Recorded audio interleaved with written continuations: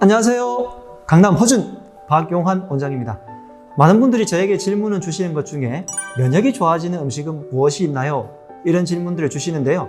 저는 면역에 좋은 음식은 너무나 많아서 여러분들이 방송에서 보는 것 중에 어디 안 좋다고 하는 음식 보신 적 있습니까? 그래서 중요한 것은 면역을 나쁘게 하는 음식만 되도록 먹지만 않아도 우리가 다른 부분들을 잘 챙겨 드시기만 해도 면역은 좋아지기 때문에 안 좋은 음식을 좀 구분해서 먹자라고 말씀을 드리는데요. 그 중에 최근 나온 책 중에서 플랜트 패러독스라는 책이 있습니다.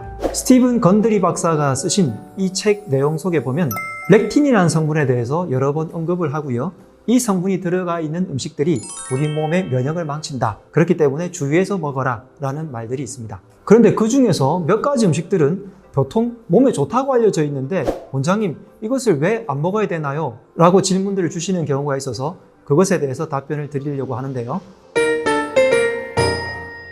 렉틴이 뭐냐면 특정한 당과 결합하는 단백질의 한 종류인데 이것이 몸에 들어오게 되면 장벽에 문제를 일으켜서 제가 자주 언급하는 LGS, 장누수증후군 혹은 새는 장 증후군을 일으키게 되는 주범으로 말을 하고 있습니다. 이 렉틴이 많이 들어가 있는 음식군들을 설명을 드리자면 콩류들이 있고요. 대부분의 곡류들이 있고요. 그 다음에 가지과의 채식들이 있습니다. 그 다음에 곡물을 먹고 자란 소에서 나온 우유를 얘기하는데 대부분 우리가 먹는 우유가 그런 것에서 유래한 우유이기 때문에 사실 유제품들 자체를 다 언급을 하고 있고요. 그런데 가지과의 식물들이 뭐가 있냐면 가지, 감자, 피망, 파프리카, 그 다음에 토마토 이런 것들이 있는데요. 원장님 토마토는 몸에 좋지 않나요? 라는 질문을 하고요.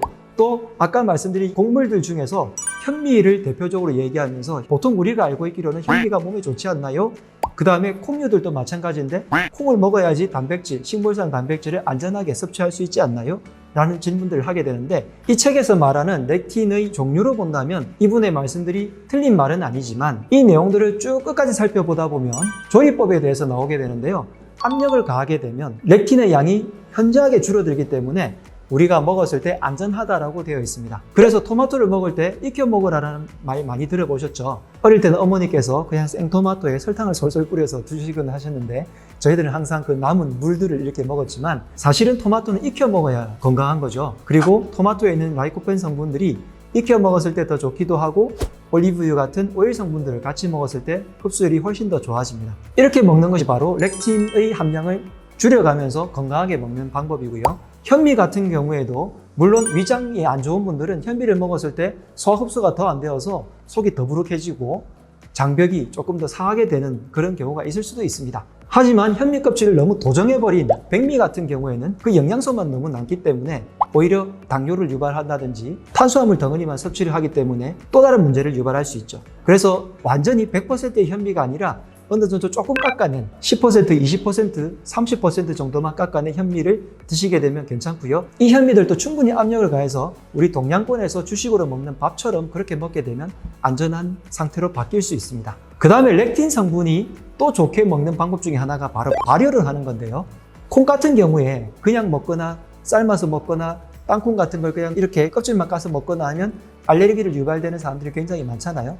근데 이런 콩조차도 발효되는 방법을 쓰게 되면 안전하게 되는데 우리가 먹는 아주 좋은 콩 발효법이 뭐가 있나요?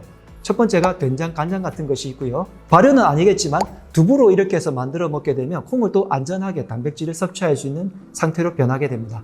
렉틴이라는 성분이 어떤 성분이냐면 모든 식물들이 움직일 수 없기 때문에 바깥에서 비바람이 불고 햇빛이 강하게 쬐고 곤충들이 먹고 이럴 때 자기를 보호하기 위해서 나오는 성분들인데 사실 이런 모든 성분들이 항산화 성분이라고 해서 사람들은 이 성분들을 오히려 역이용을 해서 내 몸에 좋게끔 먹게끔 하는 성분 중에 하나예요. 그래서 렉틴이라는 성분 자체는 나쁘지만 이것이 무서워서 피하다 보면 오히려 항산화 성분들을 섭취를 못하게 되는 결과가 발생하거든요. 그러니까 렉틴의 함량은 적게 줄이면서 오히려 항산화 성분은 내가 잘 받아들일 수 있는 상태로 바꿔서 드시면 안전하게 드실 수 있습니다. 이런 면역이 안 좋아지게 되면 가벼운 알레르기성 비염, 아토피, 천식 같은 알레르기 질환도 있고 조금 더 심하게 되면 루푸스, 베체트, 쇼그렌 증후군, 크론병, 궤양성 대장염, 류마티스 관절염, 갑상선, 당뇨 같은 아주 무거운 질환까지도 발생하게 되는데요. 물론 이런 굉장히 난치성인 분들은 제가 조금 전에 말씀드린 이런 음식들도 조금 삼가 주시라고 말씀을 드리긴 하는데요. 너무 먹고 싶다면 이런 식으로 조리를 잘 해서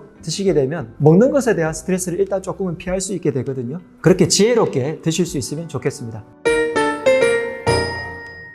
렉틴 성분이 든 예를 들면 땅콩 같은 것도 먹고서 동양권에서는 조금 적긴 하지만 먹고서 알레르기가 유발되어서 목숨까지 잃게 되는 경우도 들어보곤 하잖아요. 많은 채소라든지 여러 가지 음식에서 렉틴이 굉장히 많은 곳에 있기 때문에 다 피하기에는 거의 현실적으로 불가능하고요. 그래도 렉틴이 많다고 알려진 이런 성분들은 조금 피하거나 혹은 조리를 충분히 잘하거나 발효를 시켜서 먹게 되면 안전하게 섭취할 수 있고 면역력도 향상시킬 수 있을 것 같습니다. 이번 편에서는 플랜트 패러독스에 나온 면역을 망치는 음식이라고 분류되어 있는 렉틴이 함유된 음식들에 대해서 살펴봤고요.